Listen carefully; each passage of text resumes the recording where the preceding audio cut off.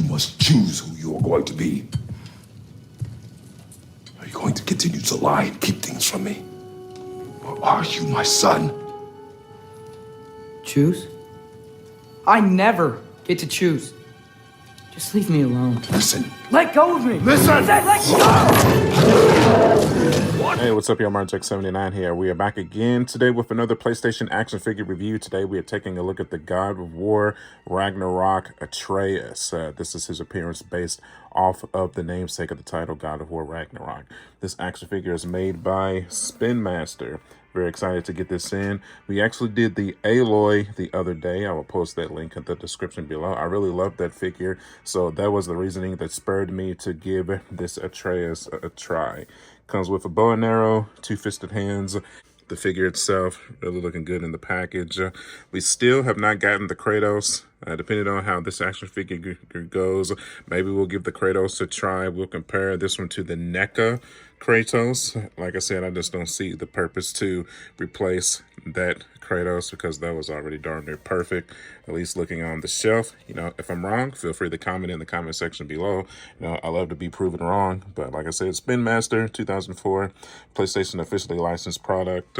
Not really a whole lot going on with the packaging here, but we got it from Amazon. He was $29.99, so 33 points of articulation, 6-inch figure. So, okay, man, let's go ahead and let's crack this baby open. Let's get started. Oh, and 17 and up. And we're back, man, and now we have our Atreus out of the package. And I know what most people are going to be interested in is the high comparison to the NECA figures, and I have some disappointing news. Compared to the NECA Atreus from the original God of War, they're exactly the same height. This one clearly looks older, but he didn't get no growth. He didn't grow. Oh, no. Oh, no. That's not good. So he's not going to pose well specifically with this Kratos. That sucks, dude. What are you going to do, man? But it is what it is. It's a gamble that I took.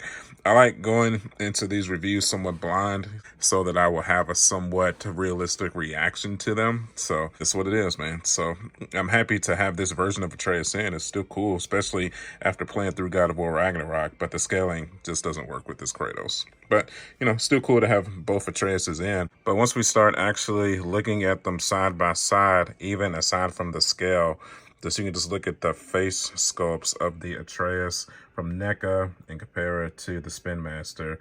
I mean, it's just not even a comparison, man. The detailing and the texture pattern going on to the face of the NECA Atreus is just better than the Spin Master. Not that the Spin Master is bad, just more detail went into the NECA, which that's what NECA is known for. Their detailing in the facial sculpts and the clothing patterns there. NECA's eyes are a little weird, if I'm being honest. I do like the Atreus eyes on the Spin Master better. It's got like a vampire thing going on here or something. I feel like the Kratos eyes are kind of like that too. Not as bad. It's not as apparent, but definitely on the Atreus, he's got some googly eyes. Then obviously you can tell the patterns on the clothing for the NECA is way more apparent than the patterns on the Spin Master. But again, he does not look bad at all. I definitely like the necklace pattern there on the neck, the kind of fur he's got going on there. I like the old school Spartan belt that he's got on his skirt here as well. It's super cool. Let's take a look at the bow and arrow here. Just simple. It's kind of the same thing with Aloy there. Then of course you look at the bow and arrow from the NECA. It's going to look better as well. Hands comes with just two-fisted hands, but I mean, if you are getting this figure, I don't know why you wouldn't pose him with the bow and arrow. That would just be absurd. Spin him to the back, get a look at the back at least. So that looks cool. His arrow, his quiver there comes out good. To the side, I like that little fur he's got on his elbow there. Little hook to hang his stuff. Comes out good, man. He's even got, I didn't realize he had some tattoo action going on his wrist there too. That's super cool. Very nice, man. Okay, let's run through his articulation here. Head, rotate 360 degrees. Go down, up, tilt, and tilt. Arm, rotate that 360 degrees. It does have a bicep swivel. Elbow, pushed up, down. Wrist, rotate that 360 degrees. Cannot be tilted Torso, rotate to the left, to the right, and be rotated 360 degrees. Tilt and tilt. Ab crunch, ab back. This quiver cannot be taken off. Leg, kick forward, kick backwards, knee, all the way, kinda, maybe about 90 degrees. Ankle, a little tight, down, up, tilt, and tilt. Very tight though, these ankles are tight. Bow and arrow, gonna have to spread out the hands here.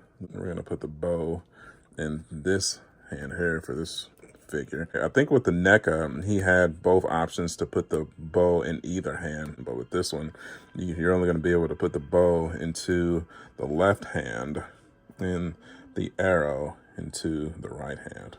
Arrow in there, just make sure you line it up with the fingertips there. Like such.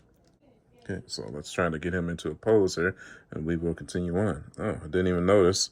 Looks like he has a tattoo in the interior of his wrist there as well, so super cool.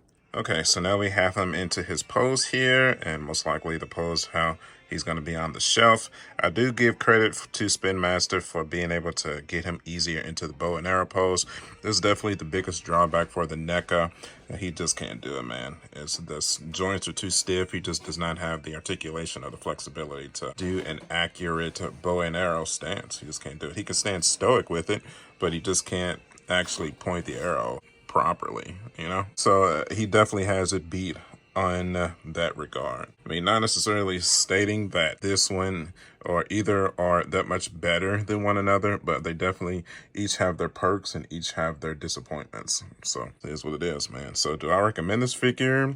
Yeah, sure, because I'm still going to pose both Atreus on the God of War shelf. Like, listen, the biggest drawback for this one is the height, and I'm sure he scales perfectly with the Kratos that Spin Master creates. I would be shocked if the Kratos from Spin Master is a great deal shorter than the Neca Kratos. And then that just goes to show that the Atreus from Neca is still good as well, definitely with the aesthetics of it. He just doesn't have the proper articulation that is needed to really showcase what Atreus can do. He's a very agile character, and he holds a bow and arrow, so he runs and shoots it and jumps and whatnot. So this figure is definitely able to replicate those poses. So I definitely give it that. For 30 bucks, I still recommend it, even with the height differences. I mean, if you're just going for this one, I still recommend it. If you're getting the Kratos and the Atreus, you'll probably be good. I mean, obviously, if you don't have a Kratos in your collection, I would assume the Kratos from Spin Master is a no-brainer. All right, man, I think it's time for us to move our new Atreus to the museum, and it will be time to finish out here. All right, and now we're back, man, and now we have our Atreus added onto the shelf. And he's looking good, man. I really do appreciate that. Like I said, a little short when I start comparing him to all my other God of War figures here. And for peeps new to the channel here, it's been quite some time since I've reviewed a God of War figure. We have God of War 3 Kratos from Neca. This is a Zeus God of War 3 DC Direct. I have a Neca God of War 2 Kratos. He kind of dropped one of his Blades of Chaos. God of War Kratos and the Kratos armor from God of War 2. Of course, this is the Neca God of War from PlayStation 4. Same thing. Then we got the double pack with the Atreus. Able to pose him with the axe and the shield and the Blades of Chaos. Oh yeah, hint, hint. I'm gonna get some life-size replicas of those Blades of Chaos. I cannot wait. Ignore the dust. We have Hercules from God of War 3. That's DC Direct. Have a God of War Ascension statue. Got that from a buddy. Hades from DC Direct as well. Extremely rare figures. And just some of the accessories here. So, you know, pretty cool that I get to review another God of War figure. I'm glad that made this Atreus, man. Makes me happy for sure. Still hoping for a sequel to God of War Ragnarok. Who knows? There was definitely a fitting end to the story if you've ever played that game. It was easily one of the best experiences on PlayStation 5 in my opinion, so hopefully they are able to continue Kratos and Atreus' story.